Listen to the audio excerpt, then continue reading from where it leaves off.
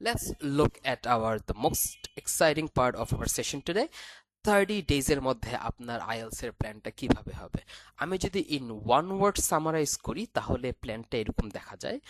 প্রথমে আমাদের কাজ হচ্ছিল গিয়ে বিল্ডিং দ্য ফাউন্ডেশন। আমরা প্রত্যেকটা উইক নিয়ে ডিটেলস একটু পরে কথাবার্তা বলতেছি, বাট আমাদের প্রথম কাজ হচ্ছিল গিয়ে বিল্ডিং দ্য ফাউন্ডেশন, আমাদের ফাউন্ডেশনটা তৈরি করা।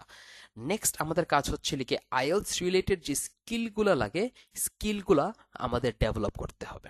প্রথমত আমরা ফাউন্ডেশন শিখবো। সো বেসিকলি ফাউন্ডেশন মানে বলতে পারেন ইংরেজির ফাউন্ডেশনটা শেখা। তারপর আমরা আইএলস এর স্কিল, আইএলস এর জন্য কি কি স্কিল লাগে সেই স্কিলগুলো ডেভেলপ করব। যেমন মনে করেন প্যাসেজ থেকে প্যাসেজ পড়ে উত্তর দেওয়া, অথবা কিভাবে একজনের কথা শুনে উত্তর দেওয়া, ইটিসি। তারপর আমরা একটু অ্যাডভান্স প্র্যাকটিস করব। সো অ্যাডভান্স প্র্যাকটিস মানে হচ্ছে হলে গিয়ে আমরা আমাদের টার্গেট অ্যাচিভ করা ট্রাই করব, টার্গেট স্কোর অ্যাচিভ করা ট্রাই করব, এবং লাস্ট আমরা আমাদের মক টেস্ট দিতে থাকবো এবং রিভিশন দিতে থাকবো। সো মক টেস্ট মানে হচ্ছে হলে গিয়ে আপনারা একটা মনে করতে পারেন যে এসএসসি পরীক্ষার আগে আমরা যে টেস্ট পরীক্ষাটা দিই, লাইক অলমোস্ট লাইক ফাইনাল পরীক্ষা, এটাকে আমরা মক টেস্ট পরীক্ষা বলতেছি।